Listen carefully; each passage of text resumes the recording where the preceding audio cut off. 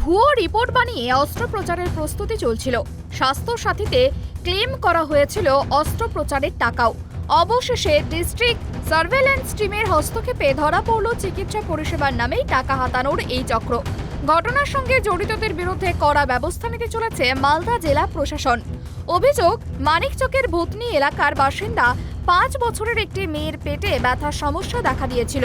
অভিভাবকরা ওই শিশুকে স্থানীয় এক হাতুড়ে ডাক্তারকে দেখান। অভিযোগ, ওই ডাক্তার নির্দিষ্ট একটি সেন্টার থেকে ইউএসজি করানোর পরামর্শ দেন। পরিবারের লোকজন ওই সেন্টারের বদলে মালদা শহরের একটি নার্সিংহোম থেকে ইউএসজি করান। রিপোর্ট ঠিক থাকলেও তা মানতে চাননি চিকিৎসক। আবার তিনি ওই সেন্টার থেকেই পরীক্ষা করাতে বলেন। রোগীর পরিবারের দাবি, চিকিৎসকের কথা মতো সেই সেন্টার থেকে পরীক্ষার পর রিপোর্টে অ্যাপেন্ডিক্স ধরা পড়ে। শিশুটিকে কালিয়াচকের একটা নার্সিংহোমে ভর্তি করা হয়। স্বাস্থ্য সাথী কার্ডের মাধ্যমে নার্সিংহোমে ভর্তি করাতে গিয়ে খানিক সমস্যা দেখা দেয়। সেই সমস্যা থেকে এই বিষয়টি সামনে আসে। আমার মেয়ের জ্বর সর্দি কাশি হয়েছিল, পবন ডাক্তারকে দেখিয়েছিলাম। ও বললো রিপোর্ট করে নিয়ে আসো। রিপোর্ট করেছি, শূন্যস্থানে যে পেটের ছবি বুকের ছবি করেছিলাম। তারপরে বললো ওটার রিপোর্ট নর্মাল আছে। তারপরে গামাতে করে নিয়েছিলাম, বসে অ্যাপেন্ডিক্স হয়ে গেছে। অ্যাপেন্ডিক্স হয়ে গেছে তো অপারেশন করতে হবে এটা বললো। তো অপারেশন আমি নার্সিংহোমে যেয়ে ভর্তি হলাম। ভর্তি হওয়ার পরে তারপরে বললো ভুল আছে না, আমরা তো অত টাকা 90,000 টাকা চেয়েছিল। তো আমি বললাম যে অত টাকা দিতে পারবো না। তো বললো যে তাহলে স্বাস্থ্যসাথী কার্ড নিয়ে ডিএম অফিসে যাও। ওখানে গেছিলাম, তো ডিএম অফিসের রিপোর্টগুলো দেখলো। ও বললো যে রিপোর্টগুলো নর্মাল আছে, তো কিছু নাই। কে বললো? সর্দি কাশি হতেই পারে, বাচ্চা আছে। তো তা ওখানে বললো যে ঠিক আছে, আমি কার্ডটা ঠিক করে দিচ্ছি। ওখানে যে ওটিপি যাবে, ভর্তি যখন করে দিবা তো ওটিপি নাম্বার একটা পাঠাবে। ওটিপিটা বলার পরে একটা করবে, তারপরে আমাকে পার্সোনাল হিসাবে ফোন করবে। তারপরে আমি দেখে নিব আমাকে। তারপরে ভর্তি করলাম, যে ওটিপি নাম্বার আছে। ওটিপি নাম্বারটা বলার পরে স্যারগুলোকে ফোন করলাম। স্যাররা তারপরে বেটে আমাকে ওখানে বেটে দিল। বেটে যেয়ে বসলাম, স্যারগুলো তারপরে ঢুকে গেল। এরপর স্বাস্থ্য সাথীতে অপারেশনের জন্য ক্লেম আসতেই নার্সিংহোমে হানা দেয় ডিস্ট্রিক্ট সার্ভেলেন্স টিম। অস্ত্রোপচার রুখে সেখানেই পুনরায় ইউএসজি করানো হয়। তাতে অ্যাপেন্ডিক্সের কোনো সমস্যা ধরা পড়েনি। শেষমেশ শিশুটিকে মালদা মেডিকেল কলেজ ও হাসপাতালে ভর্তি করা হয়। বৃহস্পতিবার মেডিকেলের অভিজ্ঞ চিকিৎসকরা আবারও ওই শিশুর বেশ কয়েকটি পরীক্ষা করেন। ওই নার্সিংহোম কর্তৃপক্ষের বিরুদ্ধে অভিযুক্ত পদক্ষেপ নেওয়া হবে বলে জানিয়েছেন অতিরিক্ত জেলা শাসক শেখ আনসার আহমেদ। ডিএসটির কাছে একটা ইনফরমেশন এসেছিল যে একটা ছোট্ট মেয়ে, সেই ছোট্ট মেয়েকে ইউএসজি করার জন্য পাঠানো হবে বলে একজন কোয়াক ডক্টর পাঠিয়েছিলেন।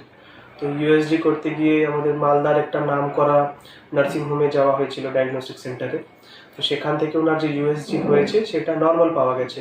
পাওয়া যাওয়ার পরে সেই কোয়াক ডক্টর আবার ওনাকে কিন্তু অন্য জায়গা থেকে ইউএসজি করার জন্য বলে। তো অন্য জায়গা থেকে যখন ইউএসজি করেছে সেখানে কিন্তু ওনার পেটে অ্যাপেন্ডিক্স দেখা গেছে।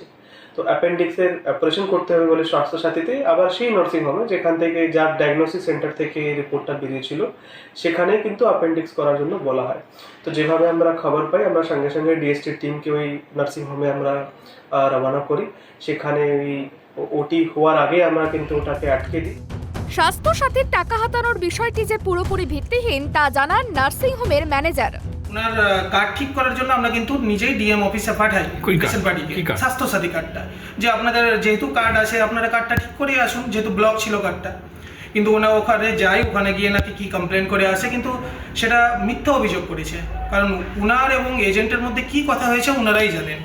আর আমাদের ডাক্তারবাবু ডায়াগনোসিস কমপ্লিটও হয়নি সম্পূর্ণ, ওটি অ্যাডমিশন করবো সেই অনুযায়ী ডিএসটি টিম হঠাৎ করে কিন্তু আমাদের নার্সিংহোমে চলে আসে। আসার পরে পেশেন্টের অভিযোগ নিয়ে আমাদের বললেন, কিন্তু আমরা কোনো টাকা পয়সা নিইনি। সে টাকা পয়সাটা এজেন্টের মাধ্যমে আমরা সেটা ফেরত দিয়ে দিয়েছি, যেটা বলেছিল পেশেন্ট পার্টি। আর আমার মনে হচ্ছে কেউ চক্রান্ত করছে। এই গোটা ঘটনায় শুরু হয়েছে শাসক বিরোধী তরজা। এবারে যে সমস্ত নার্সিংহোমগুলো আছে, নার্সিংহোমের আদৌ তাদের পেপারস ঠিক আছে কি না তাও মুশকিল। নার্সিংহোমগুলো মুড়ি মুড়কির মতো তৈরি হচ্ছে। আপনি এখান থেকে মালদার থেকে আপনি যদি কালিয়াচকের দিকে যান, এত নার্সিংহোম দেখতে পাবেন। এত নার্সিংহোম এখানে গজে উঠেছে মুড়ি মুড়কির মতো। এগুলোর কাগজপত্র ঠিক আছে? আসলে হয়তো দেখা গেলো কোনো কাগজপত্র ঠিক নেই, কোনো ডাক্তার নেই।